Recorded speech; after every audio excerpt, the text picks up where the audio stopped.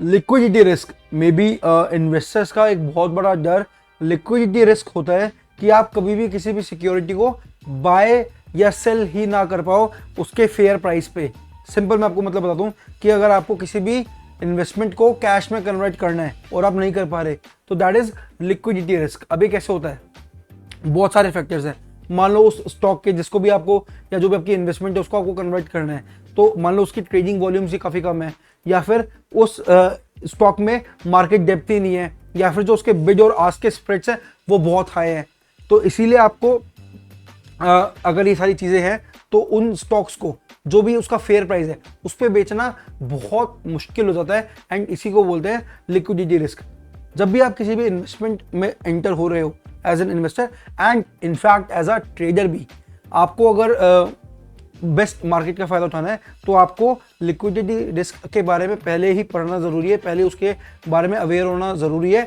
क्योंकि जिन स्टॉक्स की लिक्विडिटी कम होती है उनको बेचना बहुत जल्दी बहुत मुश्किल है, जिसकी वजह से आपको बहुत सारा लॉस भी झेलना पड़ सकता है अगर आपको अल्टीमेटली अपनी इन्वेस्टमेंट को लिक्विडेट करना है एक मार्केट डाउन टाउन में। खासकर अगर मार्केट डाउन टाउन है और आपको दिख रहा है मार्केट गिरने लग रही है तो आपको जल्दी से उसको बेचना ज़रूरी है, आपको जल्दी से एग्जिट लेना ज़रूरी है। बट ये स्टॉक मार्केट है, आप अगर बेच रहे हो तो तभी बिकेगा जब कोई और खरीदेगा। जब उस प्राइस पे कोई और खरीदने के लिए होगा ही नहीं, लिक्विडिटी होगी नहीं, तो फिर वो कैसे बिकेगा। तो इसीलिए इकोनॉमिक डाउनटाउन के टाइम तो बहुत ज़रूरी है कि आप अपने स्टॉक्स को बेच पाओ। इसीलिए जब भी, अब पता तो है नहीं कि कब डाउनटाउन आएगा, इसलिए जब भी आप इन्वेस्ट कर रहे हो आप स्टॉक की लिक्विडिटी को हमेशा अच्छे से एनालाइज करो कि स्टॉक कितना लिक्विड है, एंड तब ही उसमें इन्वेस्ट करो। And even if you are investing in some stocks जिसकी लिक्विडिटी कम है तो आप अपना पोर्टफोलियो से वेल डाइवर्सिफाइड बनाओ, जिसके अंदर मेजोरिटी स्टॉक्स वो हैं जिनकी लिक्विडिटी अच्छी खासी है।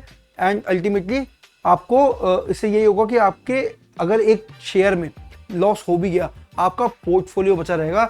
आपका एज एन इन्वेस्टर गोल ये नहीं है कि आप अपनी हर इन्वेस्टमेंट से प्रॉफिट कमाओ, आपका एज एन इन्वेस्टर गोल ये है कि आप अपना पोर्टफोलियो इस तरीके से बनाओ कि आपका पोर्टफोलियो ओवरऑल ग्रो करे, तभी आप वेल्थ को ग्रो कर पाओगे।